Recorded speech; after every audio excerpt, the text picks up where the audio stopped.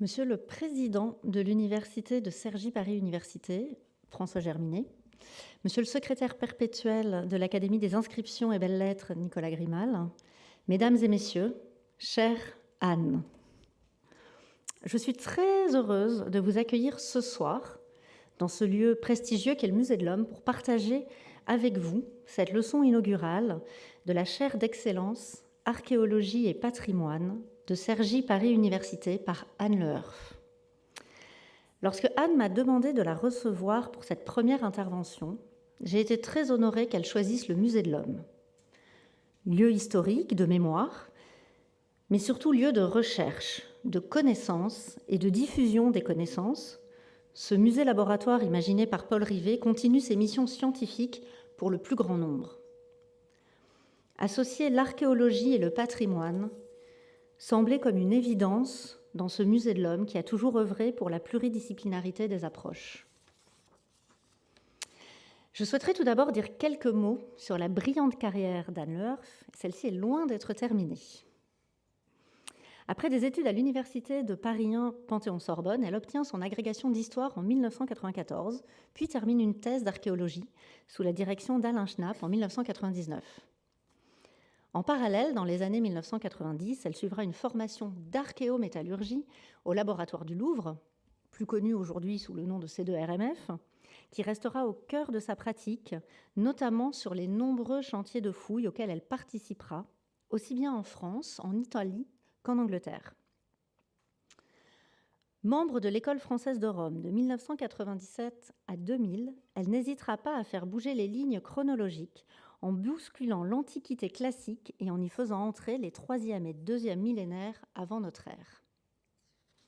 Ainsi, après avoir travaillé sur l'âge du bronze de l'Italie, elle élargira ses recherches à d'autres territoires et d'autres époques. Elle remonte dans une Europe plus septentrionale, en Scandinavie, en Angleterre, et ouvre ses travaux à tout le continent européen, couvrant chronologiquement du néolithique à l'âge du fer. Le reflet de ce travail, mais aussi de près de 15 ans d'enseignement, sera publié dans son livre « Préhistoire d'Europe, moins 40 000, moins 52, de Néandertal à Vercingétorix », paru en 2016 et qui reste une référence sur le sujet. Mais toujours attentive à pousser son travail plus loin, elle dirige des recherches à l'EHESS à partir de 2009 sur la naissance de la guerre, toujours accompagnée d'Alain Schnapp, mais aussi de François Hartog sur le volet épistémologique. Elle publiera ainsi en 2018 chez Belin un texte essentiel, « Par les armes, le jour où l'homme inventa la guerre », dont une version anglaise vient juste de paraître sous le titre « A Call to Arms, The Day War Was Invented ».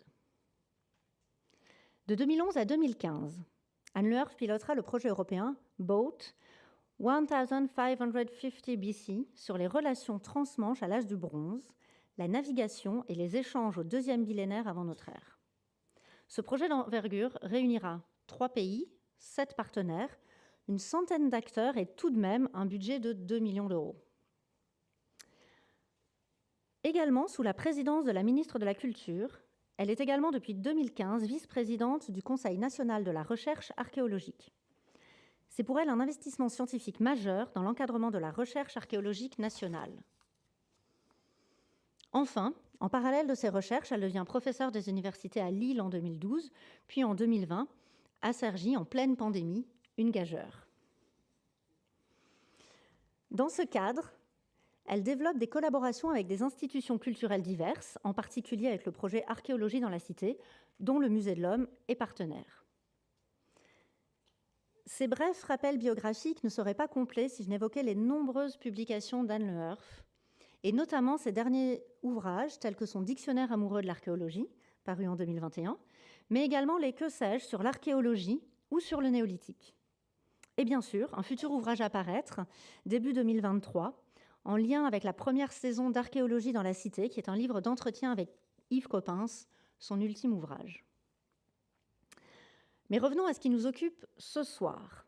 Mettre au monde le patrimoine, l'archéologie en actes.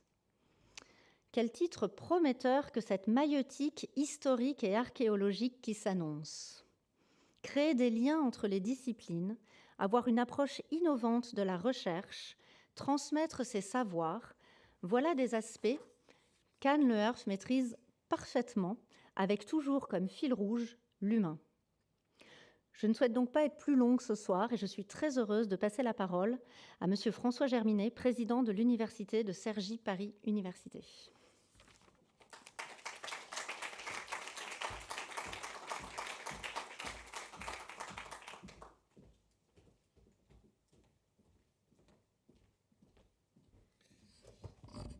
Hop.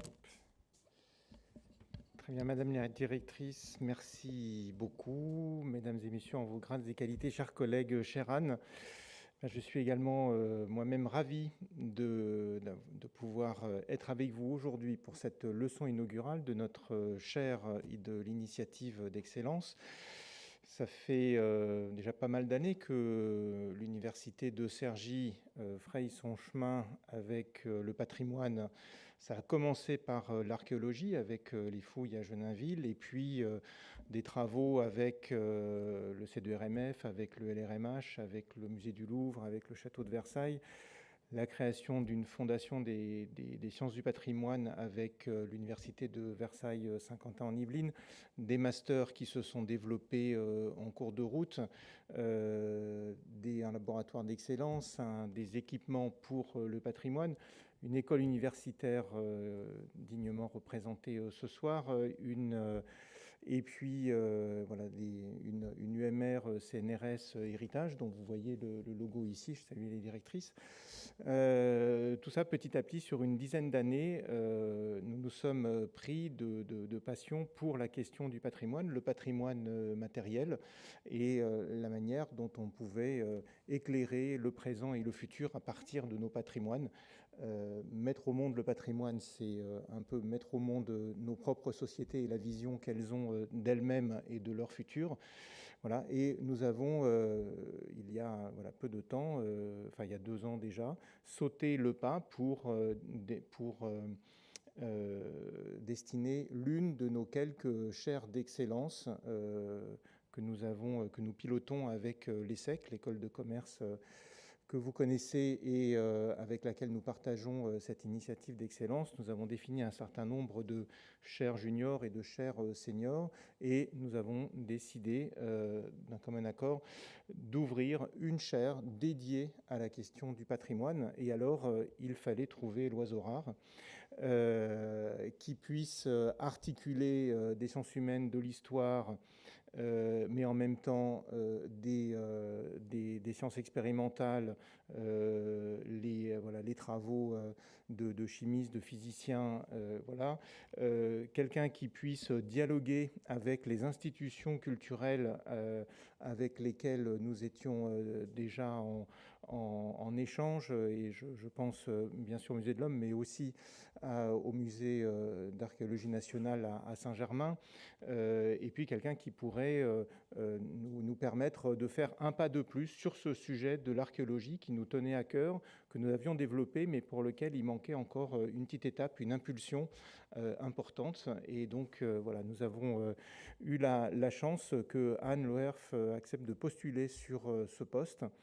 Et donc qui depuis n'a eu de cesse que de développer le programme Archéologie dans la Cité, des relations avec le Musée de l'Homme, avec le MAN et avec d'autres institutions. On continue le travail avec le C2RMF où Anne a déposé une petite partie de ses affaires également. Voilà. Et puis une pensée émue pour Yves Coppens qui avait ouvert le cycle archéologie dans la Cité dans cette même salle il y a à peu près 1 an. C'était il n'y a pas très loin d'1 an, un petit peu plus. Voilà. Et donc j'ai une pensée émue pour ce grand maître de l'archéologie. Merci encore à toutes et à tous d'être présents. Merci, Madame la Directrice, de nous accueillir pour cette belle chaire inaugurale. Et, chère Anne, je pense que je peux te céder le micro, les micros. Merci beaucoup.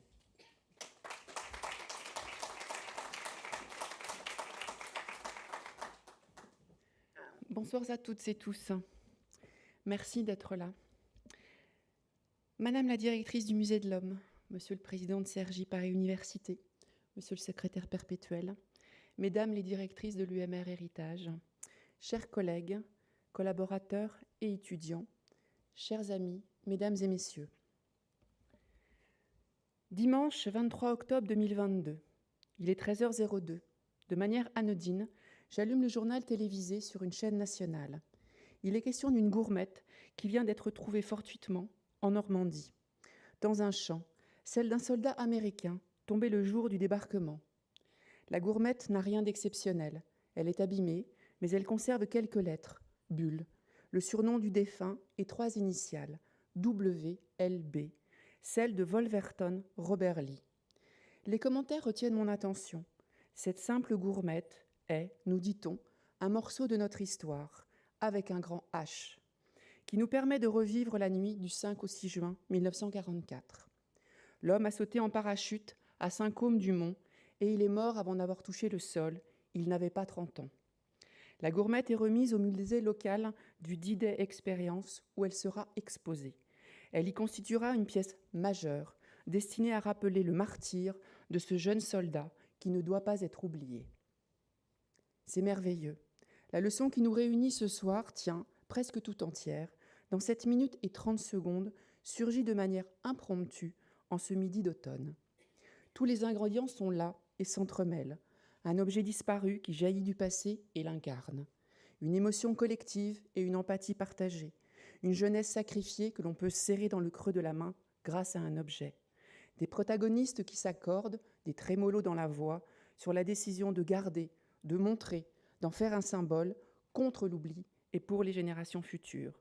Un attrait pour une histoire mondiale que les habitants d'aujourd'hui peuvent investir. Ce reportage en ouverture d'un journal télévisé national et à une heure de grande écoute nous éclaire sur l'imaginaire collectif de la découverte, sur les attentes du citoyen en matière de récit historique, voire de roman national, sur ce qu'il pense être des trésors, sur ce qu'il espère auréolé de mystère. On y devine l'archéologie sans que le mot ne soit prononcé. On y entrevoit les notions d'histoire et de patrimoine. Le chercheur se doit d'être attentif à cet écho sur les ondes et dans les kiosques. Il est un point de repère qui le guide. Il lui raconte ce que la société actuelle, qui est aussi la sienne, retient et désire. Il n'est pas la science érudite pour laquelle il œuvre, mais il lui permet d'être informé et, à son tour, d'agir, de corriger, d'apprendre, de dialoguer. Prêter l'oreille et ouvrir les yeux. Je suis coutumière du fait. Je guette, traque et collectionne ce qui se diffuse ainsi, plutôt dans mes domaines, je l'avoue. L'homme préhistorique, les Celtes, les Gaulois, les grandes civilisations qui me font toujours bondir, car il faudrait alors admettre qu'il y en a des petites. L'exercice est subtil, rien n'est figé. La science est en mouvement permanent et la société en mutation continue. La rencontre de l'un avec l'autre relève d'une alchimie délicate et instable, d'une confrontation sensible de ces deux trajectoires mobiles. Laissons, pour l'instant, notre gourmette américano-normande. Les mots engagent. J'en ai toujours été intimement convaincue. Moi qui consacre mon temps de recherche à enquêter sur des femmes et des hommes qui n'ont pas laissé de sources écrites. Moi qui emploie mon temps d'enseignement à expliquer qu'à travers ces traces du passé, nous écrivons les vies de celles et ceux qui nous ont précédés et dont nous sommes les héritiers. Les mots engagent, que ce soit pour le titre d'un article, d'un livre et a fortiori celui d'une chaire. Celle-ci est dite INEX, financée par le programme d'initiative d'excellence du ministère de l'Enseignement supérieur et de la Recherche. D'une durée de 5 ans, elle a débuté en septembre 2021, décalée d'une année en raison de la pandémie. Insérée dans le système universitaire, elle offre des conditions particulières et plus favorables que l'ordinaire des enseignants-chercheurs aujourd'hui. J'en ai conscience. Son titre, choisi par Cergy Paris Université, associe 2 termes forts et évocateurs, archéologie et patrimoine. Une telle chaire à Cergy, voilà un défi.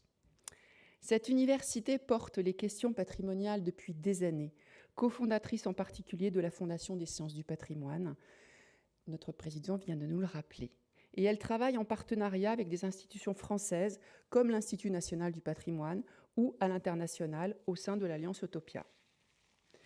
Je vais ainsi d'ailleurs pouvoir renforcer les études archéologiques à l'international avec une université comme celle de Göteborg, qui est dans Utopia, avec laquelle j'ai travaillé depuis des années, avec Christian Christiansen, figure majeure de l'âge du bronze européen, et aujourd'hui Johan Ling, qui a pris sa succession.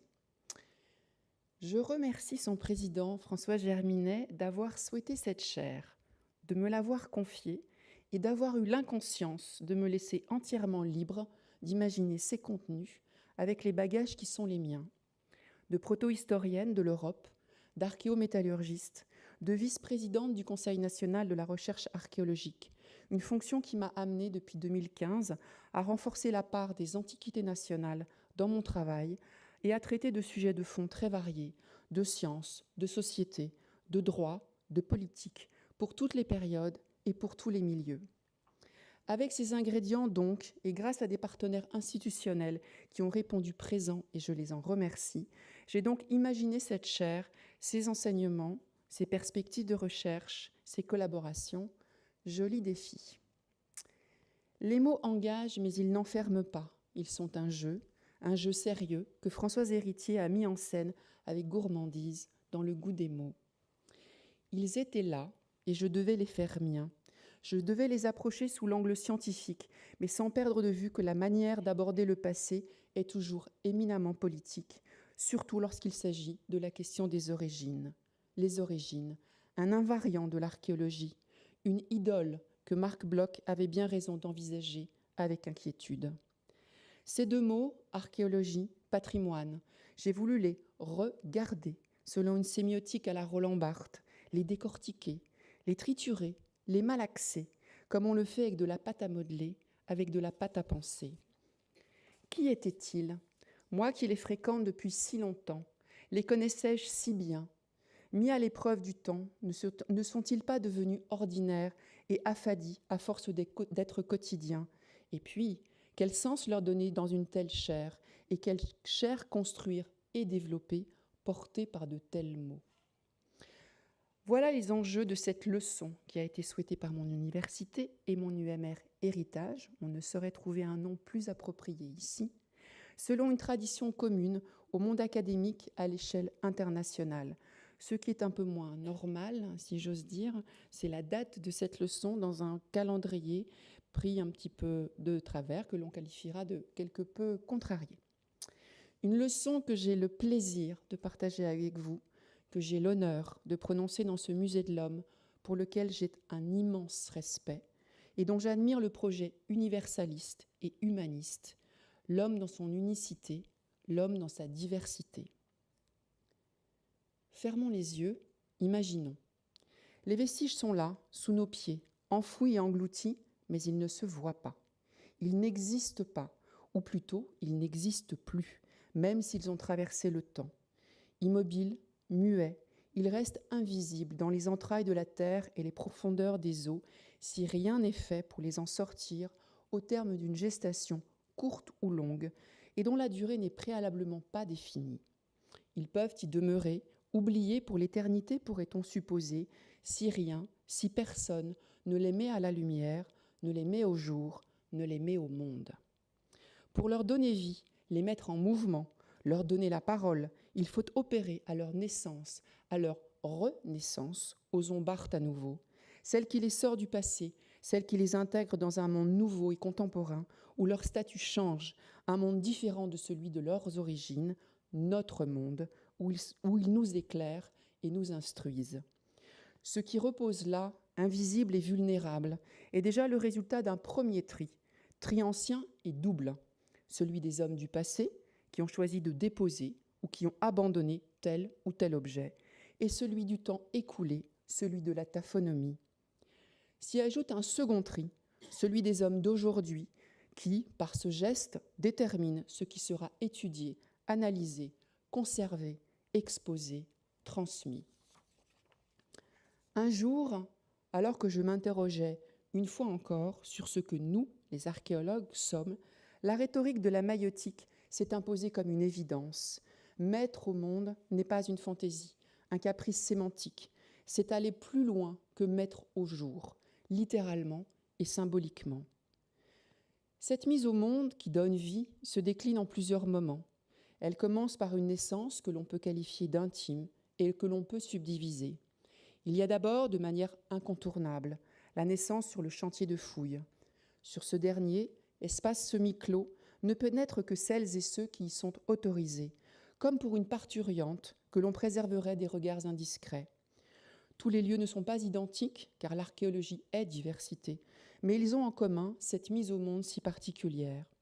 Ensuite, et aussi, il y a la naissance intime dans les salles des laboratoires où, à partir des vestiges, l'archéologue porte à la lumière des microscopes les informations qui font exister ces traces du passé jusqu'au plus profond de la matière. Cette naissance-là n'est pas moins importante que celle du chantier pour faire acte d'archéologie, et elle n'est pas moins légitime pour être pleinement archéologue, lequel ne saurait se confondre avec le fouilleur, se réduire à cette figure parfois mythique, avec ou sans chapeau. Fouiller sans étudier est vain, mais étudier un objet sans nécessairement avoir été le fouilleur peut avoir du sens. Ce premier temps est, à bien l'observer, tout de même un peu étrange. Certes, mise au monde il y a, c'est-à-dire naissance de données, de vestiges, de savoir, de vie. Toutefois, dans le même temps, rappelons-le, il y a destruction, car pour progresser dans la fouille, il faut enlever des niveaux de manière définitive. Et pour analyser en laboratoire, il faut souvent procéder à des prélèvements dits destructifs. Dans ce dernier cas, et à condition de s'assurer que les résultats n'en seront pas faussés, il est parfois possible de ne pas entamer le matériau et de faire donc des prélèvements dits non destructifs. Pour ce qui est du terrain, tant que l'on n'aura pas inventé la fouille sans ouvrir le sol, il y aura destruction. Le préhistorien André Leroi-Gourhan, pionnier à bien des égards et grande figure du Musée de l'Homme, mit l'accent sur ce caractère destructif de la fouille et employa pour la caractériser le mot de dissection, qui renvoie au corps, mais également à la mort.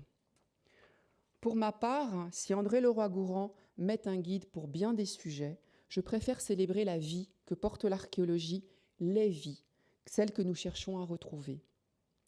Le deuxième temps de cette mise au monde est celle de la présentation et du dévoilement. On sort de l'intime pour rentrer dans une sphère publique où l'existence est annoncée. Vient ensuite ce que l'on pourrait appeler le baptême, la désignation. Par exemple, c'est une tombe, elle est sur le site de Lavaux près de Troyes, celle de l'Aube et non de Méditerranée. Elle a été fouillée par une équipe de l'INRAP. Y repose un prince dans un ensemble funéraire fastueux, datable du tournant du 5e siècle avant notre ère. Ce temps de la dénomination est indispensable pour une reconnaissance, une existence partagée, elle-même nécessaire dans un processus de patrimonialisation. Enfin, dernière étape, cette donnée archéologique suit le déroulé de l'enquête, de l'écriture, du récit des vies retrouvées, de la publication, de l'exposition, de la transmission. Bref, arrive ce qui arrive lorsque la vie d'un rejeton échappe à ses parents pour suivre son propre chemin. Nous voilà donc avec des bébés, d'étranges bébés d'ailleurs, des nouveau-nés qui peuvent être très vieux ou au contraire très jeunes, 2 millions d'années, 40 000 ans, 40 ans. L'archéologie ne connaît pas de limite chronologique.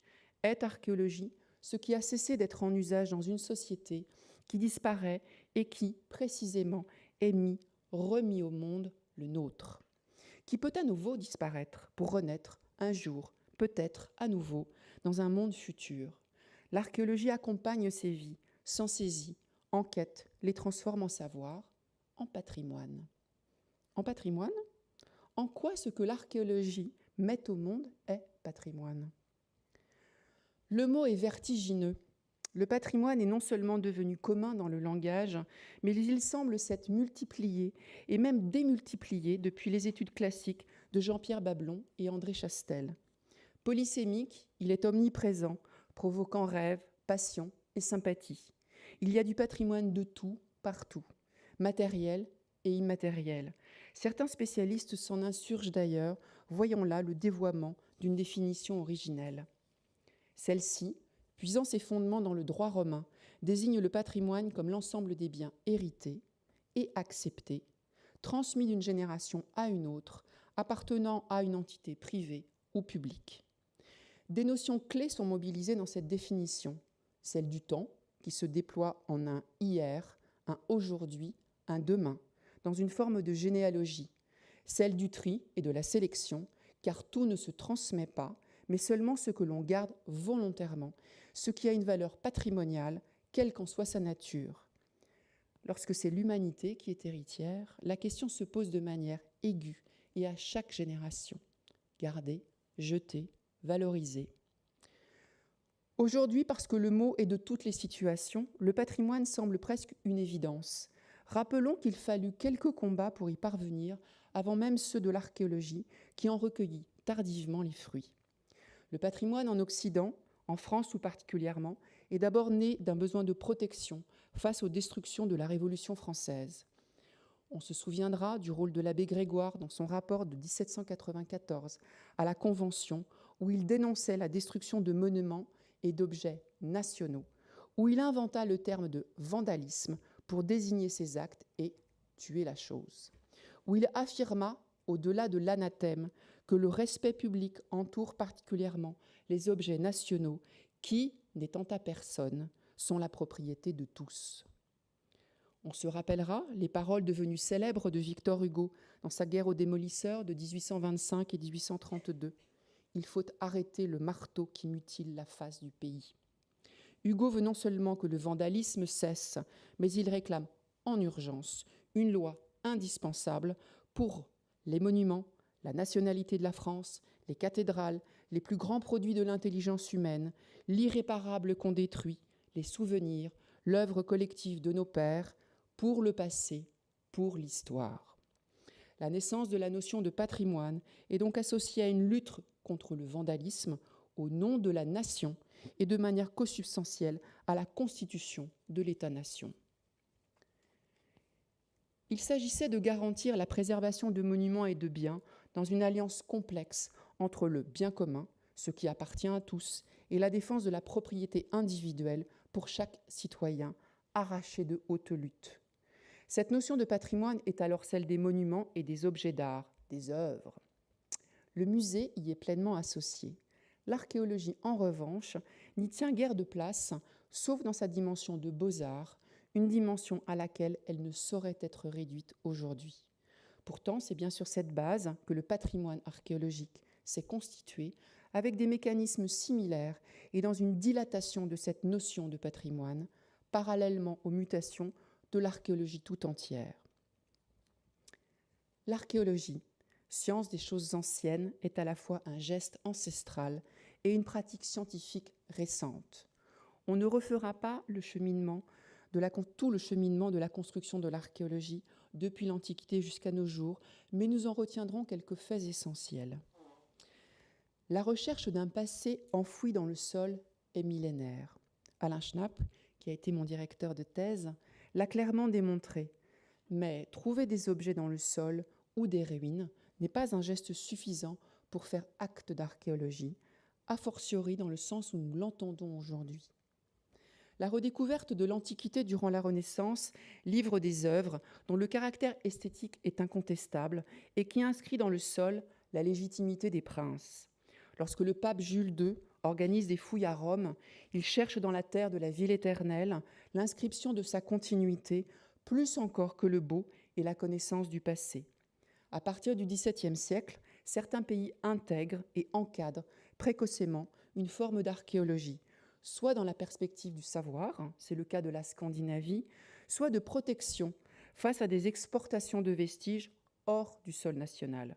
On pense en particulier à la péninsule italienne et à l'édit PACA de 1820. Le volet esthétique reste alors dominant dans les collections des érudits, même si des objets variés s'y côtoient et qu'une fouille comme celle de Pompéi ouvre des perspectives inédites. Le patrimoine archéologique est le beau, le trésor, le monument. Le XIXe siècle voit la naissance d'une archéologie nouvelle, celle de la préhistoire, qui ne suscite pas toujours estime ou juste reconnaissance. Le grand antiquisant Théodore Mommsen n'a-t-il pas lui-même prononcé ces mots restés fameux ? La préhistoire est la science des analphabètes. Ces recherches sont un travail pour Pasteur Campagnard, et officier en retraite. Je ne suis ni pasteur, ni à la retraite, mais j'avoue que j'aime répéter, par provocation, que je suis analphabète et fière de l'être. Dans les dictionnaires français du XIXe siècle et du début du XXe siècle, l'archéologie reste la science des arts et des monuments anciens.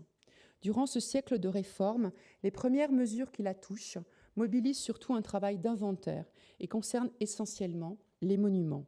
Seule la circulaire Montalivet de 1838 ébauche l'idée qu'il faut une autorisation et des compétences pour fouiller. Il faudra attendre un siècle pour voir en 1941 la première loi qui encadre l'archéologie. À partir des années 1980, le développement d'une archéologie préventive en lien avec les travaux d'aménagement bouscula l'ensemble de l'archéologie. Comme dans l'émergence de la notion de patrimoine, c'est face aux démolitions qui choquèrent les esprits que cette archéologie préventive s'imposa non sans heurts. Il fallait protéger par l'étude ce qui devait être détruit afin que se bâtissent les routes et les centres commerciaux. En 1992, à Malte, c'est à l'échelle de l'Europe que la réflexion fut conduite. Pour les vestiges immergés, une convention permit en 2001 de poser les bases d'une protection de ce patrimoine et d'en garantir les études. En 2001 et 2003, une législation spécifique fut promulguée en France, non sans bruit et sans protestation.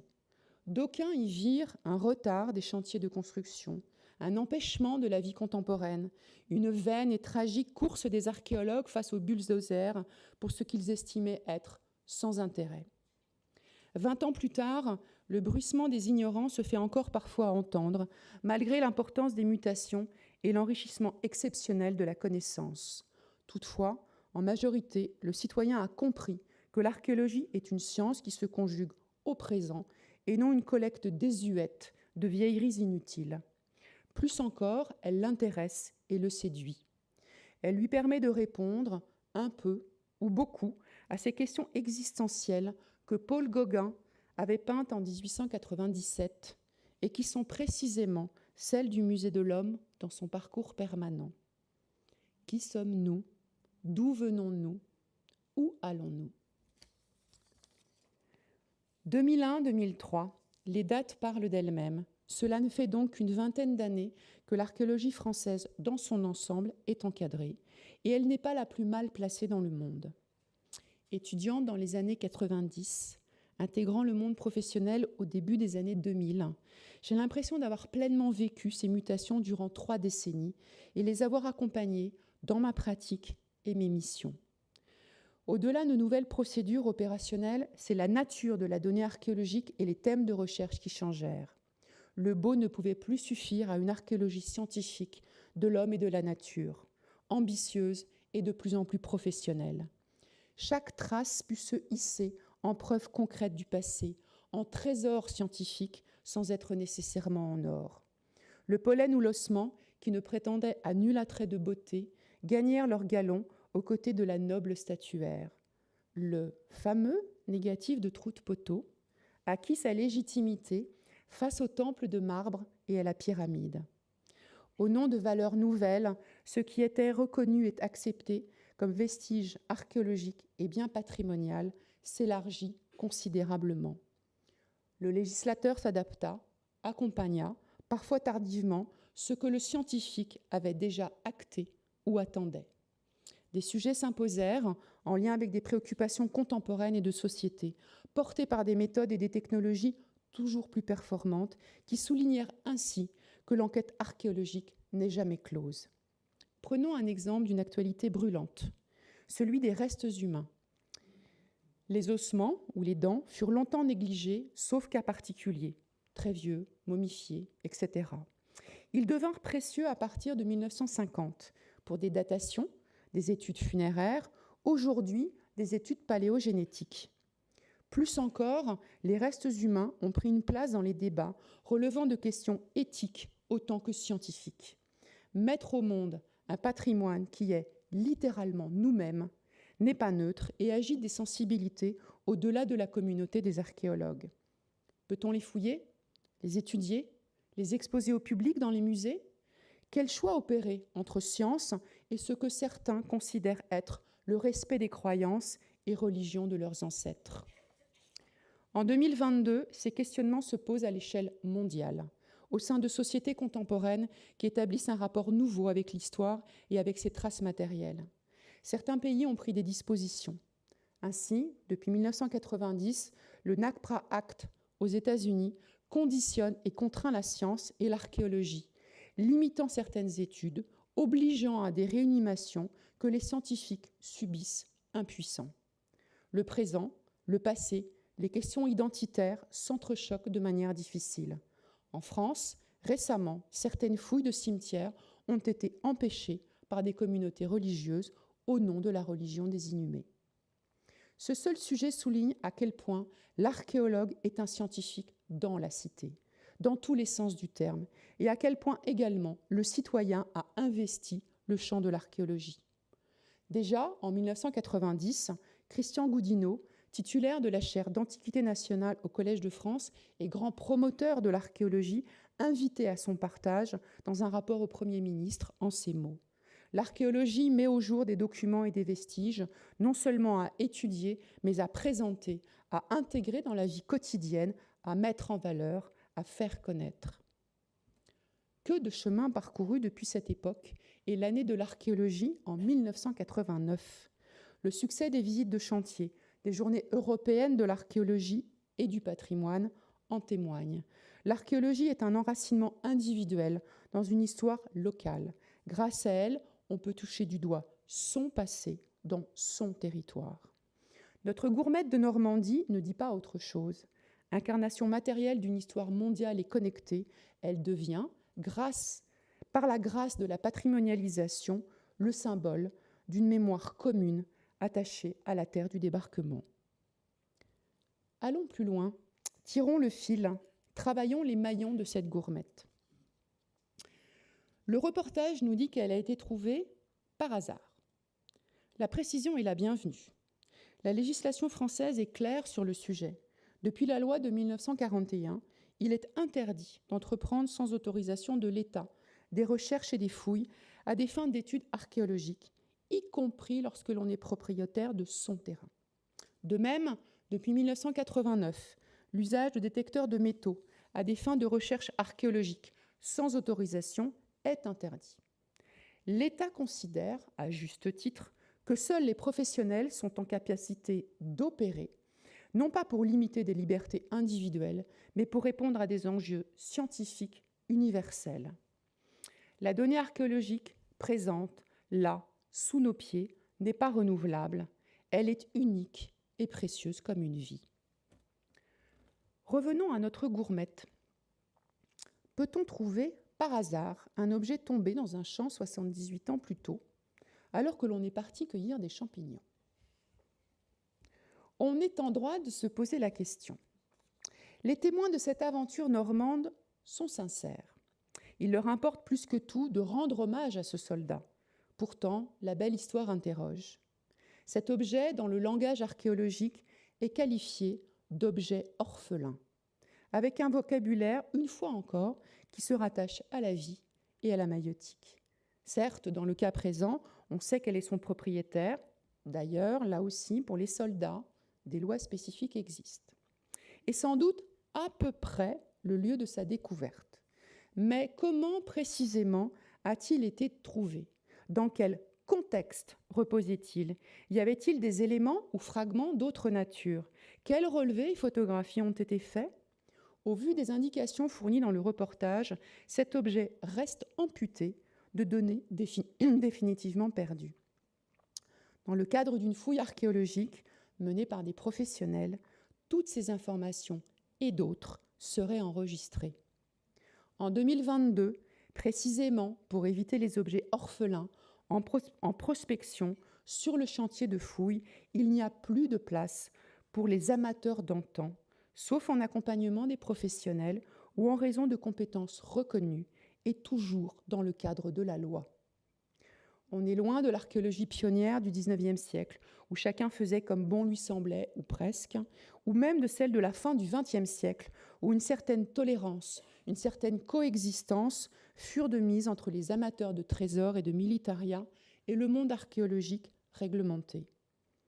Ce temps est révolu, dans une dialectique délicate, car le citoyen se sent concerné plus que jamais par ce passé enfoui sous ses pieds, mais auquel seul le professionnel a désormais accès, dûment autorisé.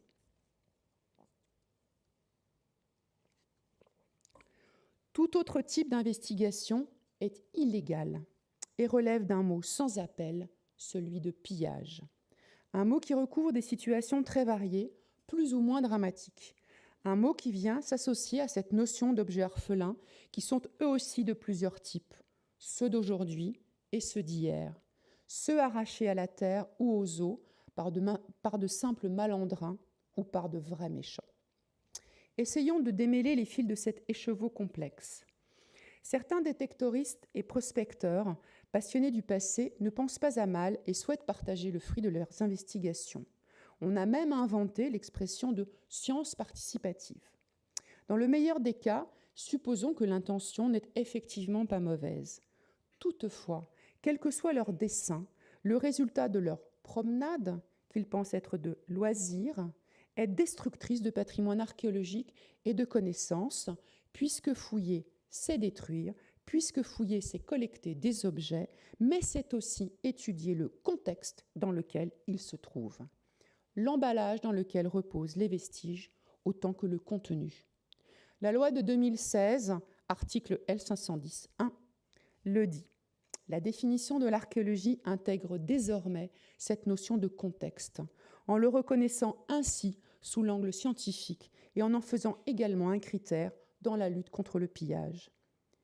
Il serait d'ailleurs temps que certains médias, sourds à la loi et aux appels des archéologues, cessent de promouvoir ces dégradations de patrimoine archéologique.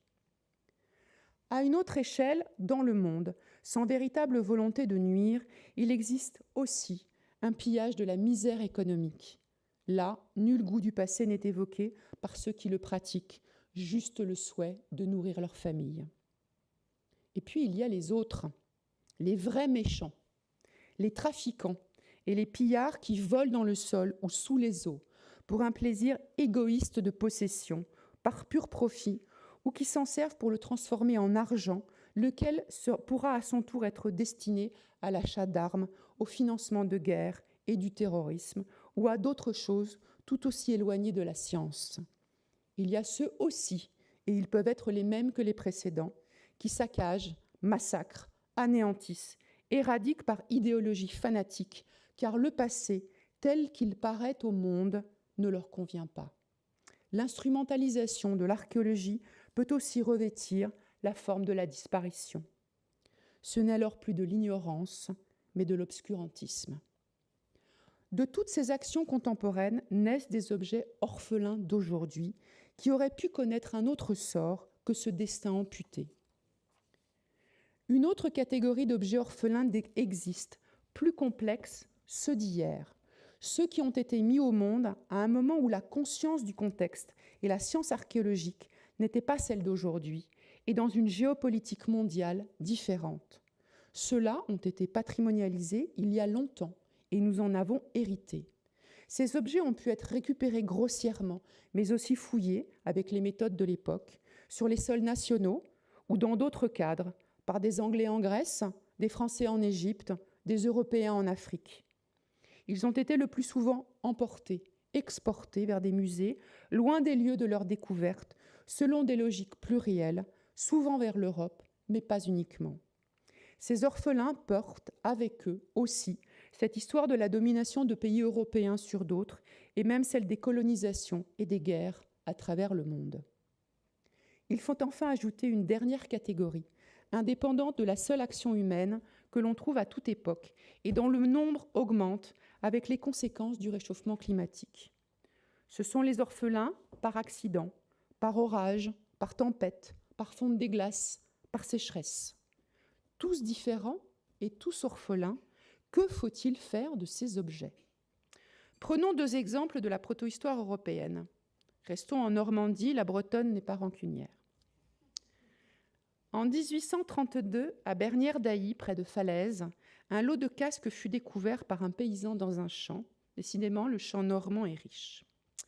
Ramassés parce qu'ils étaient identifiables, les 9 exemplaires furent distribués, vendus selon des schémas ordinaires de l'époque, y compris en Europe. Ils sont aujourd'hui répartis entre la France, les États-Unis et l'Italie. Ils sont typiques de ces dépôts métalliques du bronze final européen. Privés d'informations précieuses sur leur contexte, il n'en reste pas moins des pièces exceptionnelles et ils sont étudiés à ce titre. J'ai moi-même analysé au laboratoire celui qui est conservé à Rome. Présentés à l'exposition universelle de Paris de 1867, ils avaient été exposés comme gaulois. Ils sont alors devenus un emblème national, anachronique car ils sont plus vieux de 1000 ans, mais emblème tout de même, et ils ont fini sur la tête de Vercingétorix, puis celle d'Astérix. Ils sont un patrimoine archéologique inscrit dans une histoire et même dans l'imaginaire collectif. Ce serait absurde de les ignorer. Voyageons encore un peu. Allons en Allemagne et considérons cette fois un objet orphelin contemporain. Le disque de Nebra, la première représentation connue de la voûte céleste. L'histoire est tout autre. C'est le résultat d'une fouille clandestine, d'un pillage en juillet 1999. Au terme d'une affaire judiciaire complexe, le disque, les 2 épées et le reste du matériel ont été remis au musée de Halle. Le dépôt date de 1600 environ avant notre ère. Il est devenu un symbole, représenté dans le monde entier et très largement étudié. Il reste pourtant un objet archéologique orphelin, dépouillé de sa filiation la plus fine que l'on aurait pu avoir grâce à une fouille professionnelle. Les 167 années qui séparent ces 2 découvertes changent tout. Ce qui était compréhensible et acceptable hier ne l'est plus aujourd'hui. Du point de vue de la science, ces 2 ensembles sont mutilés et ils ne remplissent pas tous les critères que l'on attendrait aujourd'hui. Pour des fouilles ou des collectes anciennes, le chercheur compose avec les vestiges dont il hérite et tente de faire face aux défis de ces lacunes accumulées. Pour des actes contemporains, il s'insurge et lutte contre toute forme de pillage qui arrache les traces plus qu'il ne les met au monde en les privant définitivement de ce contexte si précieux. Il ne saurait les considérer comme des objets normaux. Il s'interdit d'en faire un sujet ordinaire d'étude. Il refuse de les confier à un étudiant pour ses travaux, mais il ne peut envisager de les détruire, de les jeter, de les tuer à nouveau. La mémoire et l'affect l'emportent ici sur la science et l'histoire. Une dimension que l'anthropologue Daniel Fabre avait bien comprise. L'archéologue adopte donc ces orphelins, les transforme en savoir grâce aux informations qu'ils sont capables de livrer, mais il a le devoir de rappeler les circonstances de cette naissance entachée. Étudier, patrimonialiser, à qui appartiennent ces objets orphelins? Cette autre délicate question, clé et de très grande portée, déborde largement l'archéologie. S'entrechoquent ici des questions de mémoire, de science, de géopolitique, d'histoire, de droit, d'éthique. Sur ce point, une fois encore, les orphelins d'hier ne sont pas ceux d'aujourd'hui. La lutte contre le pillage est mondiale pour mettre un terme à ces mises au monde clandestines, aux destructions qui en sont le corollaire et aux trafics qui les accompagnent ou les motivent. Tout objet orphelin contemporain appartient au pays où il est mis au jour. Cela ne signifie pas que ce soit simple, loin de là. Mais la règle générale est claire. Les bases en ont été posées en 1970 à l'échelle mondiale, accompagnant les décolonisations. Quant aux objets orphelins d'hier, la situation est bien plus complexe, car elle relève d'actes passés, de fouilles qui n'étaient pas encore qualifiées de pillage, de trafics qui n'avaient pas encore de loi pour les combattre. Encore et toujours, il est impératif de contextualiser et d'historiciser. Par ailleurs, se dessine ici, à l'échelle mondiale, l'ombre des restitutions qui sortent du champ de la science, mais ne l'épargnent pas cependant. De tous ces sujets sensibles, il faut débattre, il faut également faire connaître et faire apprendre. L'archéologue n'est pas un juge, l'archéologie ne répare rien, et d'ailleurs l'histoire ne répare pas. En revanche, l'histoire des pratiques, des sciences, des hommes, offre des clés de compréhension qui éclairent d'éventuelles décisions contemporaines en évitant des idéologies primaires nourries par ignorance ou dogmatisme. Explorons encore les mots de ces mises au monde. Arrêtons-nous aussi sur une notion que l'on trouve parfois dans la littérature, celle de la pureté du vestige, tel qu'il paraît, l'enfant, et qui offrirait à l'archéologie la possibilité de mieux approcher la vérité. Le mot est lancé. À l'été 1990, j'étais étudiante en licence d'archéologie et je suis allée fouiller à Bragny-sur-Saône, en Saône-et-Loire, un habitat de l'âge du fer. J'étais comme chacun dans un secteur responsable de ce que je voyais, fouillais, mettais au jour. Un épisode m'a particulièrement marqué durant cette campagne. Il peut sembler anodin, il est pourtant révélateur de ce qui est devenu ma manière d'envisager l'archéologie. Site de carrefour et lieu de commerce, Bragny recevait des amphores de Méditerranée. Un après-midi, le nez au niveau du sol, presque dans le sol, j'ai fouillé le fond d'une amphore importée d'Étrurie. Les parois étaient épaisses, la céramique rosée et légèrement micacée. En libérant délicatement l'intérieur du vase de la terre qui s'y trouvait prisonnière, j'ai repéré une très fine couche, plus foncée et plus rigide, fragilement accrochée aux parois. C'était ce qui restait d'un fond de vin d'Italie que cet amphore avait transporté jusqu'aux portes de la Bourgogne. Je me souviens encore d'avoir fermé les yeux et humé pour y chercher un parfum qui aurait traversé quelques 2500 années et que j'avais le privilège, moi, petite étudiante débutante, de retrouver en cet instant précis. J'ai compris à ce moment-là que l'archéologue a cette chance inouïe d'annihiler le temps, d'aller à la rencontre directe du passé, celui que l'on cherche à comprendre dans une quête infinie des causalités. Il le touche, il le voit, et parfois même donc, il le sent. Au lendemain de la fouille, j'ai poursuivi au laboratoire du Louvre ma formation en sciences des matériaux et plus spécifiquement en archéométallurgie. À nouveau, cette fois les yeux rivés dans le microscope, je suis entrée dans la matière et j'ai cherché les indices de fabrication de l'objet métallique que je devais étudier. J'étais dans un laboratoire et non sur une fouille, et pourtant j'ai eu l'impression d'accomplir la même démarche, révéler le passé par cette observation, cette collecte, cette enquête qui conduisait à ce que je cherchais vraiment et qui était dans et au-delà de ces traces matérielles, les disparus, buveurs, banquetteurs, artisans, guerriers. J'avais alors accompli cet acte de mettre au monde, mais est-ce que par cette opération qui associe la collecte, la destruction et l'étude, j'étais au plus près d'un vrai, d'une vérité vraie? D'aucuns le pensent, usant au passage de cet argument pour affirmer que l'archéologie est une science autonome. Je ne le crois pas. Cette illusion qui n'enlève rien au merveilleux du geste repose sur l'idée que l'objet archéologique ne mentirait pas, qu'il ne serait pas corrompu, souillé même peut-être, comme le sont les textes, car il n'y a pas d'intention dans l'acte de dépôt ou d'abandon qui crée l'objet archéologique. Fadaise. Allons sur le terrain, et même jusqu'en Chine, dans la province du Shaanxi, où l'empereur Qin Shi Huang se fit enterrer dans une tombe dont il est difficile de dire qu'il n'y a pas intentionnalité. 350 mètres de diamètre, une double enceinte, 200 fosses où sont enfouis des milliers de figures de soldats et de chevaux de terre cuites. Et les archéologues sont loin d'avoir exploré cette sépulture connue depuis bientôt 50 ans. Quelle intention et quelle mise en scène! Revenons plus près et regardons les dépôts métalliques qui couvrent par milliers l'Europe de l'âge du bronze. Ils ne peuvent pas non plus être envisagés comme dépourvus d'intentionnalité. Bien au contraire, ils sont une construction, un assemblage volontaire, y compris lorsqu'il s'agit de fragments et non de mobilier entier. Ils ne cherchent aucunement à répondre au canon d'une vérité dont on se demande d'ailleurs si elle existe d'une quelconque façon.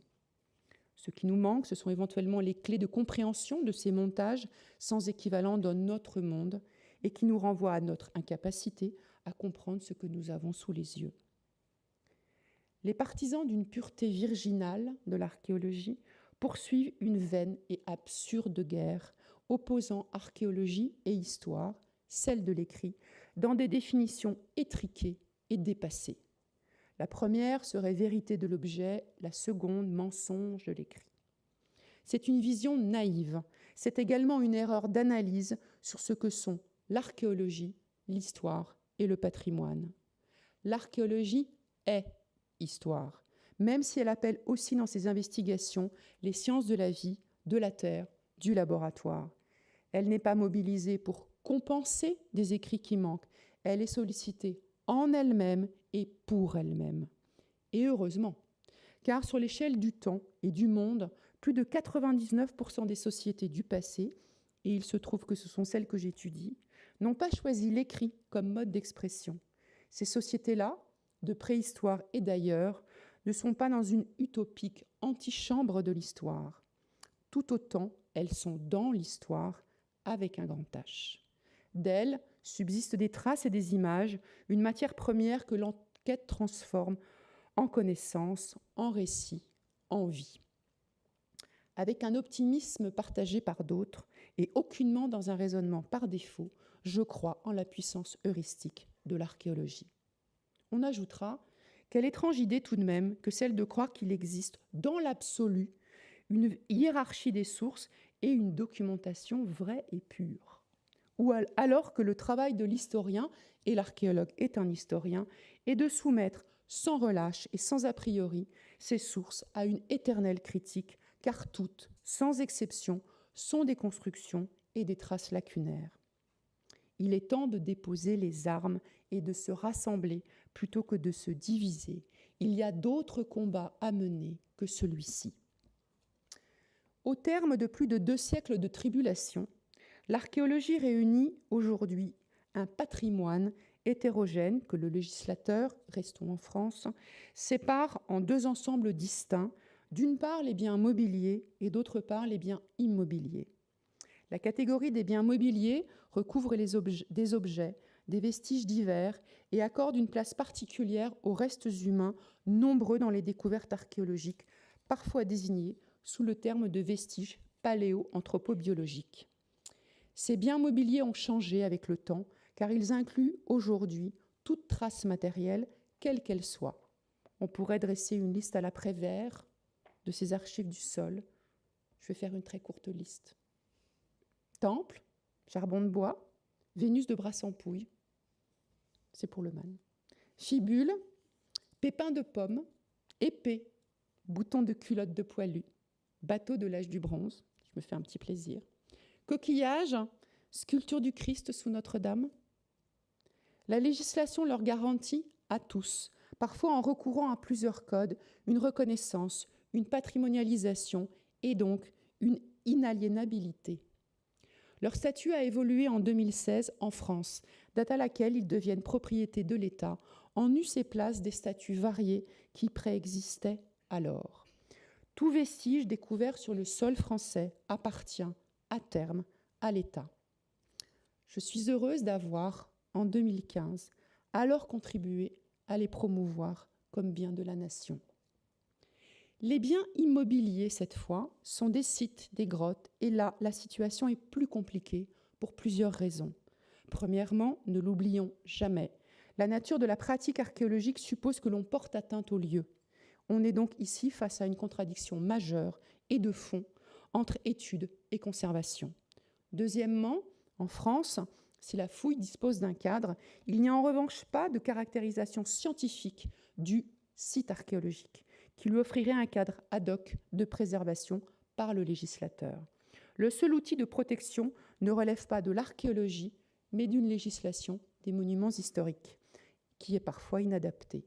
Pourtant, c'est à ce seul titre qu'une fouille peut être empêchée ou un site préservé. On est pour l'heure impuissant à mobiliser une protection archéologique qui tiendrait compte du caractère particulier de ces traces. Ici, dans son histoire, l'archéologie française a manqué un rendez-vous, celui de 1913, qui fut une loi seulement pour les monuments historiques. Plus d'un siècle plus tard, elle en subit toujours les conséquences, alors que les sites sont soumis souvent, non seulement directement, aux aménagements humains, mais également aux dégradations liées au changement des climats et du milieu, voire parfois du tourisme de masse. La question existe en France, elle existe évidemment aussi à l'échelle internationale. Une autre solution existe justement à l'échelle internationale, le classement au patrimoine mondial de l'UNESCO, mais qui ne peut répondre à l'ensemble des besoins de ces sites. Ces derniers sont d'ailleurs presque exclusivement de nature exceptionnelle. Stone Age, encore, Abou Simbel. Le classement en 2011 de 111 sites d'habitat lacustre de l'arc alpin était atypique. Ils ne sont que des lieux ordinaires de vie du néolithique et de l'âge du bronze, mais extraordinaires par la conservation des vestiges et en particulier des organiques dans ces milieux humides. Pourtant, malgré ce classement et sans aucun outil spécifiquement archéologique, ces habitats se dégradent et le réchauffement climatique n'arrange rien. Une dernière option consiste à ne pas ouvrir le sol et laisser la gestation se poursuivre, à préserver en l'état, à créer des réserves archéologiques pour les générations futures. Un choix responsable qui n'est pas toujours possible. André Leroi-Gourhan l'avait déjà écrit en 1983 avec d'autres mots. S'il n'est pas raisonnable de faire craquer les planchers des musées en fouillant beaucoup, il l'est parfaitement de souhaiter en apprendre plus long en fouillant beaucoup moins. Faire craquer les planchers des musées. L'homme savait de quoi il parlait, lui qui a laissé longtemps son empreinte dans cette grande maison où nous sommes réunis ce soir, lui qui avait compris que le travail archéologique inclut aussi son exposition au public. Une exposition qui intervient au terme d'une longue chaîne opératoire, une notion chère à ce grand préhistorien qui débute précisément avec la mise au monde du patrimoine, quel qu'il soit. Il est temps de transformer concrètement en enseignement et en recherche ce puissant duo de mots. Je ne retiendrai que quelques pistes non exhaustives pour évoquer ces contenus. L'enseignement m'a attrapé au milieu des années 1990 avec l'agrégation d'histoire et il ne m'a plus quitté. Dans le cadre de cette chaire, il prend la forme de cours de licence que j'ai tenu à préserver et de séminaires, de master et de doctorat, de cours généraux et d'enseignements thématiques, de cours classiquement à l'université et de séminaires en partenariat avec des institutions archéologiques, patrimoniales et muséales. En archéologie, sauf devant sa page blanche d'écriture, on ne travaille pas seul, mais en équipe. J'ai donc souhaité pour cette chaire qu'un vrai partenariat soit constitué, tant pour les enseignements, les programmes de recherche, les sujets pour les étudiants. C'est le même partenariat qui travaille collectivement pour ce cycle que nous avons déjà évoqué et qui est intitulé « L'archéologie dans la cité », qui fait dialoguer l'archéologie et le citoyen grâce à des sujets différents. Une archéologie dans la cité qui avait été lancée ici même, en avant-première, par Yves Coppens et Amélie Vialet, que je salue, qui est là ce soir, avec Lucie dans la cité et la ville du Val d'Oise de Montigny-les-Cormeilles. Et je dois dire que c'est avec une vraie émotion que je renoue ce soir avec ce lieu, alors qu'Yves Coppens n'est plus là pour nous accompagner ce soir. Je tiens à remercier ces institutions partenaires, grâce auxquelles cette dynamique d'enseignement, de recherche et de diffusion est possible et heureuse. Le Musée de l'Homme, bien sûr, Aurélie Clément-Ruisse, le Musée d'archéologie nationale, Rose-Marie Mousseau, l'Institut national du patrimoine, Charles Personnaz, le Musée du Quai Branly Jacques Chirac, Philippe Charlier, et bien sûr les collègues et les équipes de ces institutions. C'est un vrai travail collectif que je salue ici. Sont associés ponctuellement également d'autres partenaires. Je pense au Musée de l'immigration qui a accueilli il y a 1 an la conférence sur l'archéologie de l'esclavage donnée par Dominique Taffin, André Delpuech, Anaïs Kien. Le programme de l'année à venir sera diffusé sous peu avec une première conférence le 7 février au Musée du Quai Branly Jacques Chirac. Pour le volet recherche, j'ai souhaité développer d'autres collaborations encore. Premièrement, sur le terrain, avec une équipe dans les Hauts-de-France, sur le site et territoire d'Écalles, dirigé par Emmanuel Leroy-Langelin. C'est la belle photographie qui illustre l'annonce de cette conférence, enfin en partie, l'annonce de cette conférence. Ce travail s'inscrit dans la continuité de mes problématiques sur les relations transmanche à l'âge du bronze qui m'avaient amené à diriger un projet européen sur le sujet entre 2011 et 2015. Deuxièmement, au laboratoire, mon premier terrain. Depuis quelques mois, je retrouve avec un immense bonheur le chemin du laboratoire de recherche des musées de France, où, étudiante, j'ai fait mes classes avec Michel Pernaut il y a 30 ans. Au programme, en ces lieux, il y a actuellement des cuirasses de l'âge du bronze et des perspectives d'autres projets de recherche sur des haches, sur des casques, sur des tas de choses. Et puis, il y a également des projets d'encadrement d'étudiants dans une chaire. Les étudiants sont évidemment essentiels. Et je tiens à remercier ce soir son directeur, Jean-Michel Loyer-Asquette, son directeur actuel, et sa directrice avec laquelle nous avons commencé cette collaboration, Isabelle Palot-Froissart, qui aujourd'hui dirige la Fondation des sciences du patrimoine et qui est là ce soir. Et puis mon premier interlocuteur dans ces murs du C2RMF, Benoît Mille. Ensemble, nous devisons savamment d'alliage et de sulfure et d'autres choses en quête de ces vies et de ces fabricants. Dans cette recherche de longue date que je conduis sur le geste artisanal, j'ai également inscrit une archéologie expérimentale scientifique. La fabrication d'une cuirasse de l'âge du bronze, justement, n'ayons peur de rien, avec un artisan bronzier, complice de longue date, Jean Dubos. L'expérimentation vient de commencer par des observations au Musée d'archéologie nationale et va se prolonger dans les mois à venir. Cette expérimentation est filmée et le film sera mis en ligne et proposé pour l'exposition sur l'âge du bronze qui ouvrira en 2025 au Musée d'archéologie nationale. Tout est dans tout, c'est parfait. Et qui mettra la métallurgie à l'honneur. Des rencontres nationales et internationales sont également prévues, pour certaines très prochainement, puisque c'est dans un mois que se tiendra un colloque international et très interdisciplinaire, le premier du laboratoire Héritage, sur la notion de lacune, et qui est évidemment au cœur de l'archéologie et plus largement du patrimoine. J'exprime ma reconnaissance à Christine Laurière et Julie Amiot, qui portent cette UMR et ses projets avec autant de force et de détermination que d'humanité et de bienveillance. Sur la feuille de route de 2023 sont inscrites également des assises de l'archéologie portées par l'Académie des inscriptions et belles-lettres. Je remercie son secrétaire perpétuel, qui sera l'occasion de réunir tous les acteurs de l'archéologie, l'INRAP, et je salue son président, Dominique Garcia, de sa présence ce soir, et les opérateurs en archéologie préventive, le monde académique, les chercheurs en France, à l'étranger. Ce sera évidemment une belle et grande réunion.